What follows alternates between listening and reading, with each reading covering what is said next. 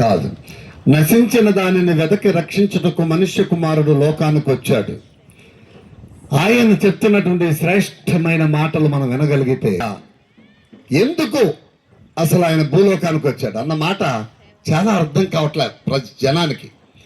కొందరు ఏమనుకుంటారంటే, ఇలా వాక్యాలు చెబుతా ఉన్నప్పుడు, టీవీలో వాక్యాలు చెప్పేటప్పుడు, కొన్ని సువార్తలు అందేటప్పుడు, కొన్ని బుక్కులు చదివేటప్పుడు వీళ్ళకేం పని లేదు, ఏం పని లేదు వీళ్ళకి. ఎప్పుడు చూసినా ఏసయ్య ఏసయ్య ఏసయ్య ఏసయ్య అని చెప్తా ఉంటారు, ఇలా చెప్తా ఉంటారు, కేకలే చెప్తుంటారు, మైకులో చెప్తుంటారు, అంటూ ఉంటారు.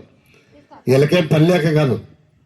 బ్రదర్, సిస్టర్లు, నా తోటి సాటి మానవ జాతిలో ఉన్నటువంటి ప్రతి మానవులకు దేవుని వాక్యం స్పందించి చెప్తున్న శ్రేష్టమైన మాట ఏంటంటే, నాకేం పనిలేక కాదు, యేసయ్య చెప్పాడు, ఏ ఒక్క పాపి నశించి నరకానికి వెళ్ళటం నాకు ఇష్టం లేదు అన్నాడు. అంతటందరూ మారు మనసు ముందు రక్షించబడినట్లు మీరు వెళ్ళి సర్వలోకానికి వెళ్ళి సర్వ సృష్టికి సువార్తను చెప్పండి అని దేవుని వాక్యం చెబుతుంది. అసలు సువార్త ఎందుకు చెప్పాలి అంటే, ఇప్పుడు చదవండి నీటుగా తేటగా. యోహాను సువార్త, గ్రహించి నేను వెళ్ళుతున్నాను, నా శాంతినే మీకు అనుగ్రహిస్తున్నాను, లోకమిచ్చినట్లుగా నేను మీకు అనుగ్రహించటలేదు. ఆమె చెప్పొచ్చుగా.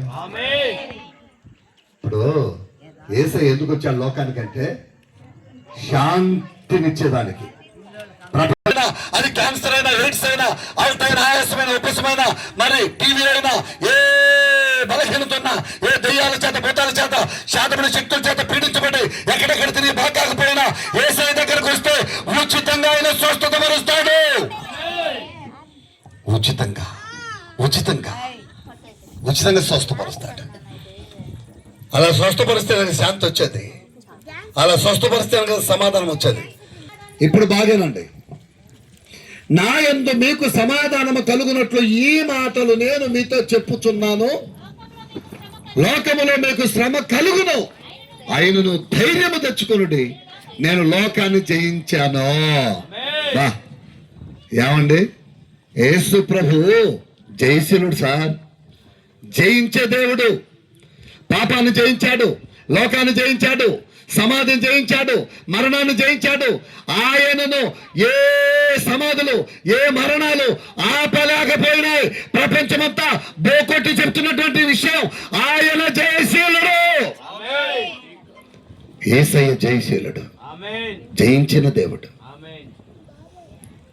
ఆయన లోకాన్ని, పాపాన్ని, మరణాన్ని, సమాధిని, సమస్తాన్ని జయించి జయశీలుడై పరలోకానికి వెళ్ళాడు. ఎందుకు అంటే, నీకు నాకు మనందరికీ స్థలాలు సిద్ధపాటు చేసేదానికి. అక్కడ ఎక్కడున్న స్థలాలన్నీ ఒకరోజు విడసాలి సార్.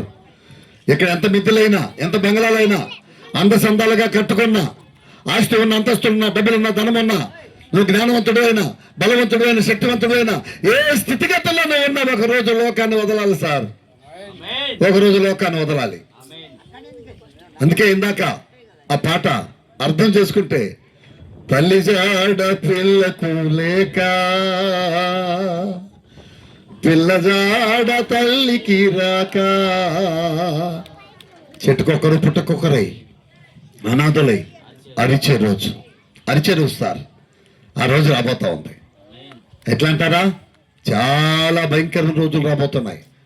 ఆ ఒక్క మాట చదవండి, నేను మీకోసం ప్రార్థన చేస్తాను. ఈ మైకు ద్వారా దేవుని మాటలు వింటున్నారా వర్లరా, మీకోసం కూడా ప్రార్థన చేయబోతున్నాం. మీరు ఎవరైనా సరే, ప్రభు మీ పట్ల మేలు చేయబోతున్నాడు, మీకు కూడా శాంతిని ఇవ్వబోతున్నాడు, మీకు కూడా సమాధానం ఇవ్వబోతున్నాడు, మీకు కూడా ఆరోగ్యం కలిగించబోతున్నాడు.